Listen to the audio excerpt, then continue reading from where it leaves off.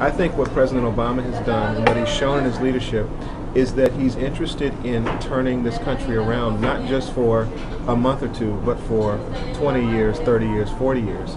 He's caring about the rest of us. His policies, whether they're in education, whether they're in healthcare, even the Recovery Act, that was about middle-class families and helping to stabilize our economy, helping stabilize our country, and lay the foundation for growth and for greatness. During the first 2 years of his administration, if you look at the accomplishments with a Democratic House and Senate, second only to the New Deal. His appointments have been great. I think that the Asian American community feels particularly that you have a president who understands issues of immigrants, who understands Asia. I support the president because he is the best person to bring this country around and to do so by bringing it together. He is the only one who has spoken consistently about the needs of the middle class and those who are really suffering in this country. You know, when I returned home from Iraq just a little over 3 years ago, I understood what returning veterans face when they come home. This president has been outstanding in ensuring that veterans have what they need when they do return. The president took it by the bull by the horns, did the right thing, and now the automobile industry is thriving.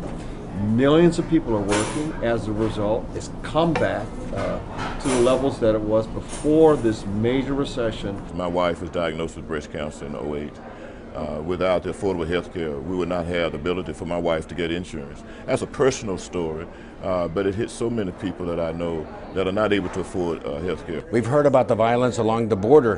When we contacted the White House, we contacted the president, we asked for more help for more police officers. We were the only city all along the border to receive 20 new police officers under the COPS program. He and his administration have guided us through the worst recession since the Great Depression and kept many millions of Americans still working while he's fighting every day to bring more jobs to cities like Philadelphia and many others across the country. We saw jobs come back, we saw roads being built, we saw houses being renovated, and people were being put back to work at a time when the economy was really declining.